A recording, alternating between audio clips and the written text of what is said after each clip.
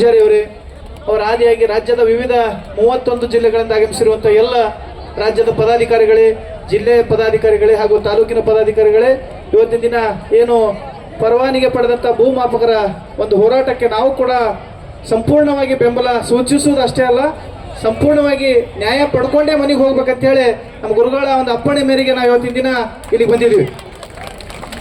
ತಮಗೆಲ್ಲ ಗೊತ್ತಿರಲಿ, ಇಡೀ ರಾಜ್ಯದಲ್ಲಿ ಅತ್ಯಂತ ಯಶಸ್ವಿ ಹೋರಾಟಗಳ ಮುಂಚೂಣಿಯಲ್ಲಿದ್ದು ಕಾಂಜಿ ಪಿಂಜಿ ಹೋರಾಟಗಳಿಗೆ ಎಂದೂ ಕೈ ಹಾಕಿಲ್ಲ. ಯಾವಾಗಲೂ ನ್ಯಾಯಯುತ ಹೋರಾಟಗಳನ್ನ ನಮ್ಮ ಪರಮ ಪೂಜ್ಯರ ನೇತೃತ್ವದಲ್ಲಿ ಹಲವಾರು ಹೋರಾಟಗಳನ್ನು ಮಾಡ್ಕೊಂಡು ಬಂದಿದ್ದೀವಿ.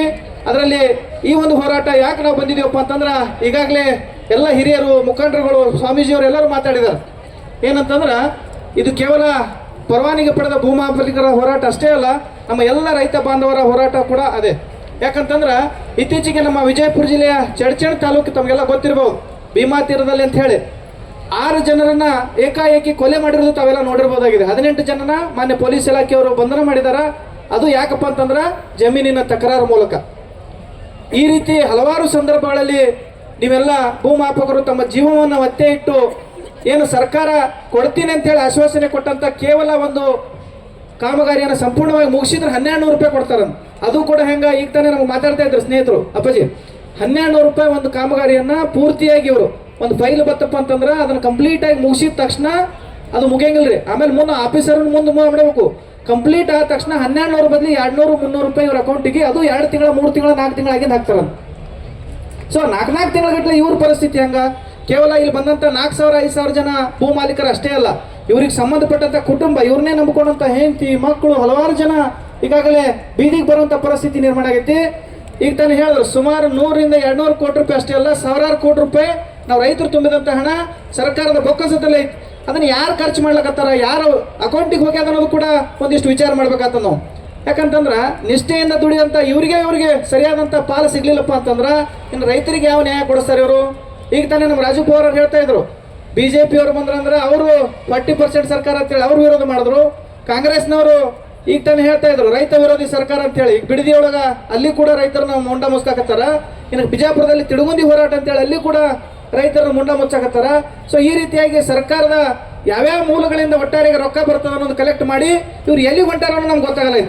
ಈಗ ತಾನೇ ನಮ್ಮ ಗುರುಗಳು ಹೇಳಿದ್ರು, ಈ ವಿಧಾನಸೌಧ ಕೂಡ ಖಾಸಗೀಕರಣ ಮಾಡಿಬಿಡ್ರಿ ಅಂತ ಹೇಳಿ. ಸೊ ಇದು ಹಿಂಗೆ ಆಯ್ತಪ್ಪ ಅಂತಂದ್ರೆ ಮುಂದಿನ ದಿನ ಬಂದಾಗ ಯಾರೂ ಕೂಡ ಈ ದೇಶದೊಳಗೆ ಸ್ವತಂತ್ರವಾಗಿ ಬದುಕಕ್ಕೆ ಸಾಧ್ಯ ಆಗಿಲ್ಲ. ಯಾಕಂತಂದ್ರೆ ಮೊದಲನೇದಾಗಿ ಅತ್ಯಂತ ಹೆಚ್ಚಿಗೆ ಇವತ್ತಿನ ದಿನ ಖರ್ಚಾಗ್ಲಕತ್ತದ. ಅಂಥದ್ರೊಳಗೆ ಯಾವುದೇ ಒಂದು ಆದಾಯ ಇಲ್ಲದೆ ಈ ಭೂಮಾಪಕರು ಯಾವ ರೀತಿ ಕೆಲಸ ಮಾಡ್ಬೇಕನ್ನೋದು ಕೂಡ ಪ್ರಶ್ನೆ ಆಗ್ತದೆ. ಸರ್ಕಾರಿ ಇಲಾಖೆಯಿಂದ ನೇಮಕೊಂಡಂತ ಭೂಮಾಪಕರು 60,000 ರೂಪಾಯಿ ಪಗಾರ ತೊಗೊಳಕತ್ತಾರ. ಇವ್ರಿಗೆ ಒಂದು ತಿಂಗಳಿಗೆ 4,000-5,000 ರೂಪಾಯಿ ಬರ್ತದೆ. 4,000-5,000 ರೂಪಾಯಿದಾಗ ಯಾವ ರೀತಿ ಬದುಕಬೇಕ್ರಿ ಪರಿಸ್ಥಿತಿ, ಅದನ್ನು ಕೂಡ ಚಿಂತನೆ ಮಾಡ್ಬೇಕಾಗ್ತದೆ. ಒಂದು ಯಾವುದೇ ಒಂದು ಕೈದಿ ಇವತ್ತಿನ ದಿನ ಜೈಲಿಗೆ ಹೋದಪ್ಪ ಅಂತಂದ್ರೆ ಅವನಿಗೆ ಕೆಲಸ ಮಾಡಿದ್ರೆ 650 ರೂಪಾಯಿ ಪಗಾರ ಕೊಡ್ತಾರ. ಆ 650 ರೂಪಾಯಿ ಕನಿಷ್ಠ ವೇತನ ಸದ್ಯಕ್ಕೆ ಇವ್ರಿಗೆ ಇರ್ಲಾರ್ದಂಗೆ ಆಗೈತೆ ಅಂತಂದ್ರೆ ಸರ್ಕಾರ ಏನ್ ಮಾಡಕತ್ತದ ಅನ್ನೋದು ಪ್ರಶ್ನೆ ಆಗ್ತದೆ. ತಮಗೆಲ್ಲ ಗೊತ್ತಿರಲಿ, ನರೇಗಾದ ಕೆಲಸ ಮಾಡಿದ್ರೆ 350 ರೂಪಾಯಿ ಮಾಡ್ಯಾರ. ಒಂದು ನಿರ್ದಿಷ್ಟವಾದಂತ ಒಂದು ಮಾನದಂಡ ಐತೆ.